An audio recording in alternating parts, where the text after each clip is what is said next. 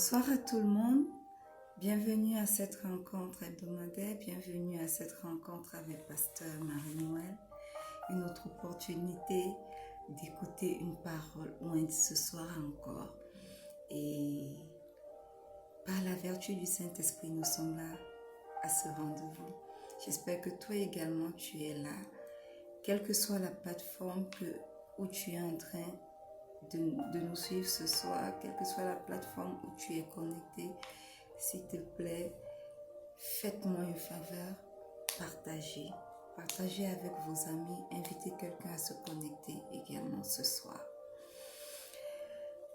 Seigneur, nous te disons merci pour cette opportunité que tu nous accordes encore d'entrer dans ta divine présence. Merci pour la parole qui sortira encore ce soir.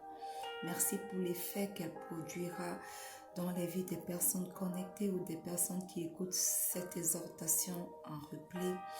Gloire te soit rendue, toi qui es le roi des rois, toi qui es le Dieu des dieux, toi qui es le Seigneur des seigneurs. Personne n'est comparable à toi. Reçois donc tout l'honneur qui t'est dû, reçois toute la majesté qui t'est due au nom puissant de Jésus. Saint-Esprit, prends le total contrôle, prends la prééminence, soit le début et la fin de ce moment. Prends le contrôle de l'instrument que je suis et que ta parole puisse sortir pour édifier quelqu'un ce soir au nom puissant de Jésus. Amen. Bien-aimés, ça fait 3 semaines déjà que nous avons commencé avec la série Les étapes menant vers l'onction. Et ce soir encore, nous allons être édifiés dans la même série. Et ce soir, nous allons parler de quelque chose de particulier, de quelque chose de spécial. Il s'agit des signes de l'onction dans nos vies. Alléluia. Beaucoup de personnes, beaucoup de chrétiens se posent la question de savoir, est-ce que je suis oint? Alors aujourd'hui, c'est l'occasion de vous donner quelques signes en 7 points pour vous aider à répondre à cette question. Alléluia. Et la semaine passée, nous avons vu l'exemple d'un homme qui était oint, l'exemple du prophète Élisée. Et nous avons vu que Élisée a obtenu la double portion qui reposait sur la vie de son père spirituel, le prophète Élie. Alors, nous allons nous rendre compte que lorsque nous lisons l'histoire d'Élisée, Élisée a fait beaucoup de miracles. Élisée a fait beaucoup de miracles du même type qu'Élie. Alléluia. Et quand nous approfondissons notre lecture, nous nous rendons compte qu'en réalité, Élisée a fait le double des miracles que fit Élie. Parce qu'il avait reçu quoi? Parce qu'il avait reçu la double portion de l'onction qui reposait sur la vie d'Élie. Alors le premier point aujourd'hui que je vais partager sur les signes de la reconnaissance de l'onction sur nos vies, c'est que lorsque nous commençons à faire certaines choses que notre père spirituel ou alors notre menton, appelez-le comme vous voulez, fait, c'est un signe que nous portons son onction. Alléluia. Amen. Je suis une fille de l'évêque Walt Smith et j'enseigne à travers ses livres. Et pour moi, l'un des signes qui m'a marqué, l'une des choses qui a fait que je commence à dire, sûrement, certainement, je suis oint, c'est que tout comme mon père, l'évêque Walt Smith, j'ai commencé à enseigner. Voyez-vous, nous, dans le ministère où je suis, l'enseignement est un don. Et parce que je suis sous sa couverture spirituelle, ce don d'enseignement a impacté ma vie. Donc, la première chose que vous devez remarquer pour vous montrer que vous êtes oint, c'est que vous allez commencer à vous rendre compte que l'onction qui repose sur votre père spirituel, sur votre mentor, sur votre pasteur, repose également sur vos vies. Et ça, nous l'avons vu avec l'exemple la semaine passée du prophète Élisée qui a reçu l'onction du prophète Élie. Donc, premier point, là, lorsque vous commencez à faire certaines choses que votre père ou votre mentor fait, c'est un signe que vous portez son onction. C'est un signe que vous êtes oint. Alléluia. Amen. Matthieu 7, le verset 28 nous dit ceci. Après que Jésus eut achevé ses discours, la foule fut frappée de sa doctrine. Marc 6, le verset 2 nous dit, « Quand le sabbat fut venu, il se mit à enseigner dans la synagogue. Beaucoup de gens qui l'entendirent étaient étonnés et disaient, « D'où lui viennent ces choses? Quelle est cette sagesse qui lui a été donnée? Et comment de tels miracles se font-ils par ses mains? » Voyez-vous, lorsque une personne commence à prêcher, la plupart du temps, il reçoit des félicitations. Bravo, ton message était bien, tu nous as bénis. Je ne veux pas parler ce soir de ce type de félicitations. Ce soir, je parle d'un signe qui va te permettre de comprendre que tu es oint. Dans les deux passages que je viens de lire, vous voyez que chaque fois que Jésus enseignait, il y avait quelque chose de particulier. Dans Matthieu 7, 28, on dit que la foule fut frappée de sa doctrine. La foule était frappée de sa doctrine. Dans Marc 6, 2, on dit « Beaucoup de gens qui l'ont entendu étaient étonnés. » Alors, le deuxième signe qui prouve que vous êtes oint, le deuxième signe de reconnaissance de l'onction sur vos vies est que lorsque les gens vont certainement, est que lorsque vous allez prêcher, les gens feront certainement certains commentaires au sujet de vos prédications. Tout comme les gens faisaient des commentaires au sujet des prédications de Jésus. Lorsque vous êtes oint, lorsque le Saint-Esprit repose sur vous, lorsque vous prêchez, alors il y a des commentaires. Alléluia. Les gens sont frappés de votre enseignement. Les gens se disent, waouh, ce message est un message qui transforme vraiment des vies. Ce message m'a touché et réellement, ou alors a vraiment transformé ma vie. Alléluia. Les gens sont dans l'étonnement de vous entendre lorsque vous prêchez sous l'onction. Amen. Encore dans Luc 2, 47, il est écrit, tous ceux qui l'entendaient étaient frappés de son intelligence et de ses réponses. Luc 4, 32, on était frappé de sa doctrine car il parlait avec autorité. Sachez-le, bien-aimé, lorsque vous prêchez et que vous êtes oint, les gens sont frappés par votre enseignement. Les gens sont frappés par votre façon d'enseigner. En fait, l'onction qui repose en vous pousse les gens à se poser des questions. Avons-nous déjà entendu pareille prédication ou à se rendre compte que cette prédication que j'ai entendue aujourd'hui va transformer ma vie à jamais. Alors, le deuxième signe de reconnaissance de l'onction sur vos vies, sont les commentaires que les gens font au sujet de vos prédications. Et quand je dis prédication, ce n'est pas forcément le fait de se tenir devant une caméra et de prêcher, ou alors ce n'est pas forcément le fait de se tenir devant une foule et de prêcher.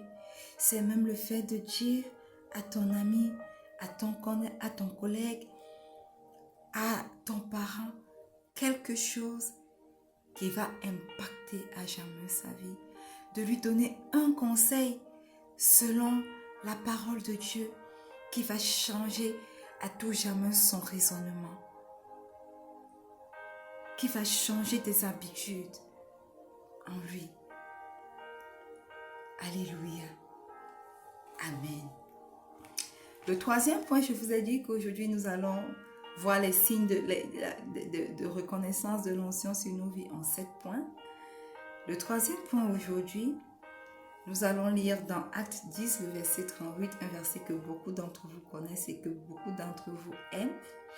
Vous savez comment Dieu a oint du Saint-Esprit et de force Jésus de Nazareth qui allait de lieu en lieu, faisant du bien et guérissant tous ceux qui étaient sous l'emprise du diable, car Dieu était avec lui. Alléluia. Il est dit dans cette parole que il faisait du bien et il guérissait tous ceux qui étaient sous l'emprise du diable. Pourquoi? Parce que Dieu était avec lui. Et au début de ce verset, on dit que il était oint du Saint-Esprit. Vous savez comment Dieu a oint du Saint-Esprit et de force Jésus de Nazareth. Le troisième signe qui prouve que vous êtes oint, c'est la guérison.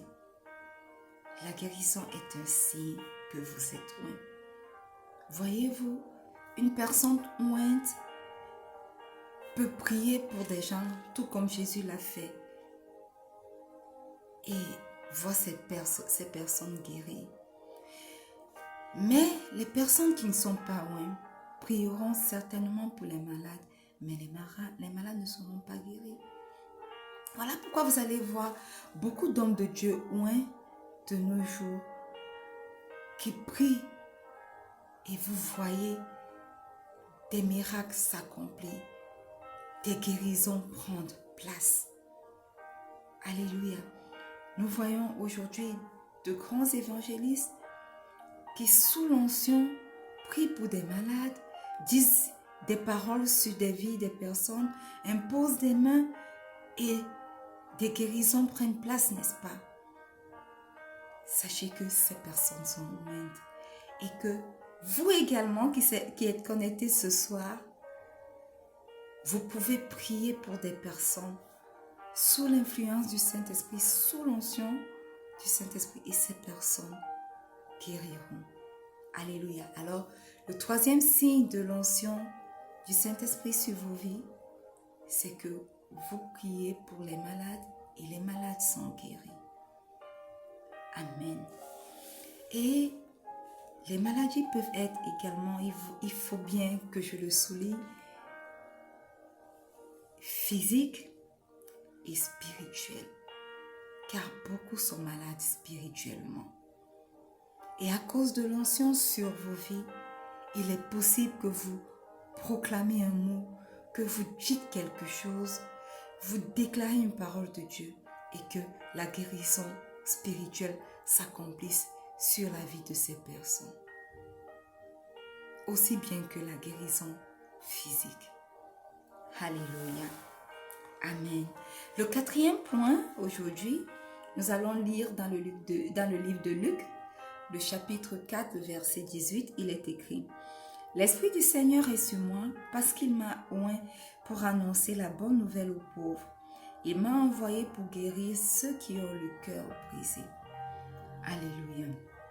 Bien-aimés, le quatrième point ce soir, c'est que faire le ministère aux pauvres est un signe d'onction. Voyez-vous, dans le monde où nous vivons aujourd'hui, beaucoup de personnes, beaucoup d'hommes de Dieu appelés par lui décident de ne pas aller vers une certaine classe pour apporter la bonne nouvelle. Décident de rester à un certain niveau pour apporter la bonne nouvelle.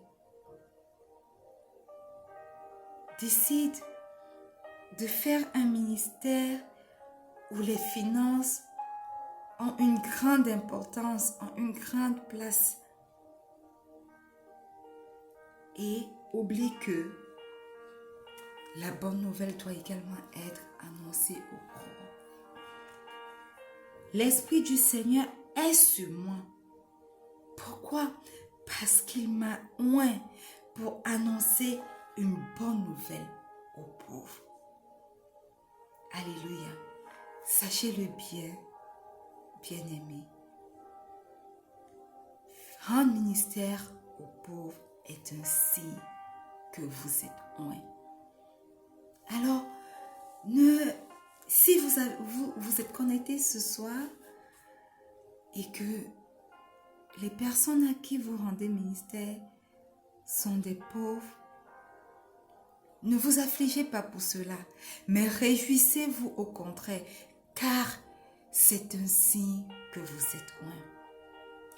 Parce que le Saint-Esprit, le Seigneur vous oint pour rendre ministère aux pauvres. Alléluia. Amen. Cette écriture ne dit pas que parce qu'il m'a oint pour annoncer une bonne nouvelle aux justes ou alors aux riches, mais aux pauvres. Ce qui signifie que il faut être oint pour rendre ministère aux pauvres. Il faut être oint pour aller dans les bas, les banlieues, les fins fonds des villes, les taudis, pour rendre ministère aux pauvres. Il faut être oint pour aller dans les villages, pour rendre ministère aux pauvres. Cela me fait passer à une maman Edwige, qui, elle, a un appel spécial. Et le Seigneur l'envoie d'endroits reculés de ce Cameroun à des endroits reculés de ce Cameroun pour pouvoir rendre ministère aux pauvres personnes, aux affligés, aux malades. Et par l'onction du Saint-Esprit qui repose sur sa vie, elle prie et les malades sont guéris. Oh, je prie que ce soit votre portion ce soir, que ce soit même ma portion ce soir au nom puissant de Jésus. Amen. Alléluia. Le cinquième signe qui montre que vous êtes oint, bien-aimés, nous lisons dans Acte 1, le verset 8. Mais vous recevrez une puissance, le Saint-Esprit survenant sur vous, et vous serez mes témoins à Jérusalem, dans toute la Judée, dans la Samarie et jusqu'aux extrémités de la terre. L'évangélisation. Que quelqu'un dise ce soir, l'évangélisation. Sachez-le, bien-aimés. Ce sont les personnes ointes qui vont évangéliser. Le cinquième signe qui prouve que vous êtes oint, c'est que vous évangélisez. Voyez-vous, dans l'église aujourd'hui, certaines personnes trouvent que c'est une perte de temps que d'aller de maison à maison, d'aller dans les rues et d'évangéliser. Certaines églises restent dans le confort de leur église avec de bons membres que le Seigneur leur a donnés, recevant de belles offrandes et s'arrêtent à ça. Mais voyez-vous, le Seigneur a oint les disciples pour évangéliser, pour aller et être ses témoins. Alléluia. À Jérusalem, en Judée, à Samarie et jusqu'aux extrémités de la terre.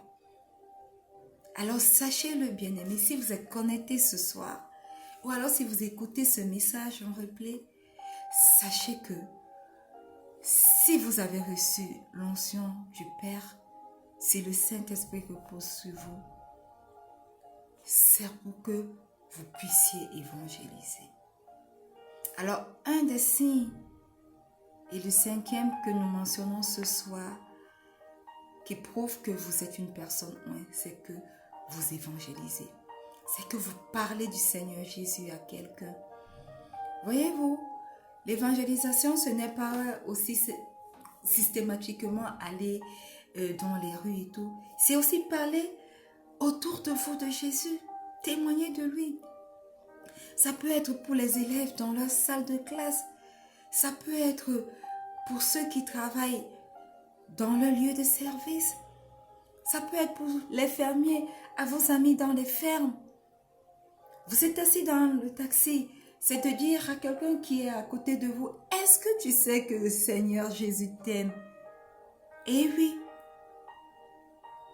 cela prouve que vous êtes loin. L'évangélisation, parler de Seigneur Jésus à quelqu'un, prouve que vous êtes une personne loin. Alléluia. Amen. Le sixième point que je vais mentionner aujourd'hui, ça revient à Acte 10, le verset 38 que nous avons lu. Vous savez comment Dieu a oint du Saint-Esprit et de force Jésus de Nazareth qui allait de lieu en lieu. Alléluia. Et on peut également le retrouver dans Acte 8 que nous avons lu. Mais vous recevrez une puissance, le Saint-Esprit survenant sur vous, et vous serez mes témoins à Jérusalem, dans toute la Judée, dans la Samarie, et jusqu'aux extrémités de la terre. Amen. Le simple fait que vous allez de lieu en lieu pour annoncer la parole de Dieu prouve que vous êtes loin. Que vous allez jusqu'aux extrémités de la terre. Parce que sachez-le, la parole de Dieu doit être annoncée jusqu'aux extrémités de la terre. Et le fait que vous quittiez d'un lieu à un autre prouve que vous êtes loin. Beaucoup d'églises aujourd'hui n'organisent plus des campagnes d'évangélisation. Et je rends grâce à Dieu d'être dans une église où le fondateur organise chaque année des grandes campagnes d'évangélisation. Il va de lieu en lieu pour organiser des campagnes d'évangélisation, pour parler de Jésus, pour témoigner de Jésus. Il a laissé le Ghana et est venu au Cameroun, dans mon pays, pour organiser une campagne d'évangélisation dans les lieux les plus reculés du Cameroun, où beaucoup d'hommes de Dieu au Cameroun ne sont pas allés pour pouvoir annoncer la bonne nouvelle. Pendant que je vous parle, il est à Madagascar et beaucoup d'autres pays sont prévus pour pouvoir organiser, pour pouvoir évangéliser, pour pouvoir rendre témoignage de Jésus. Alors sachez-le bien, un signe qui prouve que vous êtes loin, c'est que vous allez de lieu en lieu pour annoncer la bonne nouvelle. Alléluia. Et le dernier signe d'onction sur vos vies ce soir que nous allons voir, c'est que vous faites différentes bonnes œuvres. Voyez-vous, faire des bonnes œuvres est un signe d'onction. Alléluia. Dans Acte 10, 38 encore, Jésus allait de lieu à lieu faisant du bien. Sachez-le, lorsque vous commencez à faire du bien aux autres, lorsque vous commencez à avoir de bonnes œuvres, à porter de bonnes œuvres, c'est un signe que vous êtes loin. Et l'onction sur votre vie vous entraîne à faire différentes bonnes œuvres selon ce que l'Esprit vous donne de faire. L'onction peut faire en sorte que vous commencez à désirer certaines choses, certains dons spirituels. L'onction sur vos vies peut faire en sorte que vous commenciez à aimer quelqu'un. L'onction sur vos vies peut faire en sorte que vous deveniez une aide pour l'œuvre de Dieu, ou alors une aide même aux pauvres, aux personnes malades, aux prisonniers, aux affligés. L'onction sur vos vies peut faire en sorte que vous accueilliez de la sagesse, que vous commencez à bâtir des choses. L'onction sur vos vies est capable de vous donner des aptitudes différentes. Sachez-le bien, le Seigneur Jésus était ouais et il faisait du bien. Amen. Je prie que vous puissiez commencer à remarquer des signes d'onction sur vos vies et que vous puissiez commencer à opérer sous l'onction du Saint-Esprit. Amen. Si vous êtes connecté ce soir, vous avez entendu écouter cette prédication sur l'onction et vous voulez être loin de l'Éternel, mais par-dessus tout, vous voulez faire du Seigneur Jésus votre Seigneur et Sauveur personnel, parce que évidemment c'est uniquement en le faisant votre Seigneur et Sauveur personnel et en marchant selon ses voies que vous pouvez être loin. J'aimerais simplement que vous répétiez cette prière après moi. Dites simplement: Seigneur Jésus, je viens à toi ce soir tel que je suis. Je reconnais que j'ai péché contre toi. Je reconnais qu'à cause de mon péché, tu t'es fait chair. Tu as vécu au milieu des hommes, abandonnant ton trône, abandonnant ta suprématie. Tu es mort sur la croix. Tu as ressuscité des morts afin que je puisse avoir la vie. Alors ce soir, Seigneur Jésus, Christ ressuscité, je t'invite dans ma vie et je fais de toi mon Seigneur et mon Sauveur personnel. Viens et demeure dans mon cœur. Viens et demeure dans ma vie. Viens et demeure dans mon corps physique. Demeure sur mes cheveux, sur mes yeux, dans ma bouche, dans mes mains, dans les cellules de mon corps, dans mes pieds. Demeure en moi. Viens et forme-toi, Christ ressuscité, dans chaque partie de ma vie. Au nom puissant de Jésus. Saint-Esprit, aujourd'hui, parce que mon temple, mon corps est devenu le temple du Christ ressuscité, viens également et demeure dans ma vie. Et enseigne-moi, parle-moi, aide-moi à avoir une intimité avec Dieu. Aide-moi à connaître le Christ ressuscité. Et prépare-moi, Saint-Esprit, pour l'enlèvement de l'Église. Au nom puissant de Jésus. Amen. Alléluia. Bien-aimés, si vous avez fait cette prière, sachez que vous êtes nés de nouveau et que vos corps sont dorénavant le temple du Christ ressuscité. Alléluia. Nous sommes arrivés au thème de cette rencontre, mais nous ne nous quitterons pas sans avoir déclaré sur vos vies une parole de bénédiction. Alléluia. Et ce soir, nous lisons dans 2 Corinthiens, le chapitre 9, le verset 8.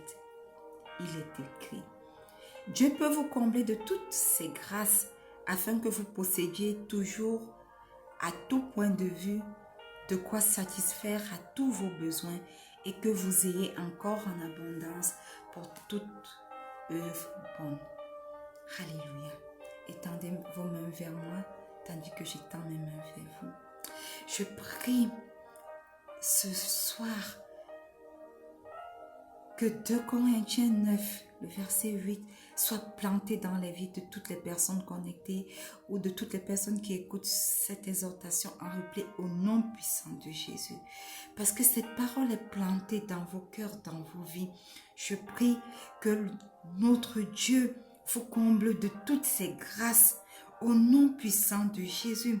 Je prie qu'il satisfasse tous vos besoins et que vous ayez en abondance pour également faire de bonnes œuvres, que vous soyez une bénédiction pour les autres parce qu'il vous a comblé, parce qu'il a satisfait tous vos besoins au nom puissant de Jésus. Et je prie que cette parole de 2 Corinthiens 9, le verset 8, soit votre partage et vous garde jusqu'à notre prochaine rencontre vendredi prochain à 19h UTC plus 1 au nom puissant de Jésus. Amen. Alléluia. Nous sommes arrivés au thème de cette rencontre bien-aimée. Et quelle que soit la plateforme où vous nous suivez, que ce soit Instagram, que ce soit YouTube, que ce soit mon profil Facebook, Sosomunga Marie-Noël, ou alors la page Rencontre avec Pasteur Marie-Noël ou le groupe Rencontre avec Pasteur Marie-Noël, nous vous disons merci de vous être connectés et nous prions que cette bénédiction de 2 Corinthiens 9, 8 soit votre partage. Merci de vous être connectés. Merci pour ceux qui ont partagé. Merci beaucoup. Rendez-vous est pris sur l'une de ces plateformes la semaine prochaine lorsqu'il sera 19h plus 1 UTC. 19h00 UTC plus 1. Alléluia. J'espère que vous avez été bénis parce que moi je l'ai été. Laissez vos commentaires, n'hésitez pas à laisser vos commentaires. N'hésitez pas à laisser vos intentions de prière, vos questions si vous n'avez pas bien compris quelque chose. Et par la vertu du Saint-Esprit, je me ferai un plaisir de vous répondre. Et pendant que nous clôturons, n'oubliez pas, communiez chaque jour avec Dieu à travers votre moment de méditation et de prière. C'est très important si vous voulez grandir spirituellement dans votre intimité avec Dieu. Lisez vos Bibles tous les jours. Nourrissez-vous de la parole de Dieu. Car les exhortations comme celles-ci sont bonnes. Elles vous nourrissent, mais pas autant que la parole de Dieu. Alors plongez-vous dans la lecture de la parole de Dieu afin que vous puissiez recevoir la bonne nourriture spirituelle dont vous avez besoin pour pouvoir faire votre ministère, pour pouvoir connaître le Seigneur Jésus. Alléluia. Ensuite, communiez. Quel que soit le lieu où vous êtes, il y a certainement une église où vous pouvez communier avec les frères.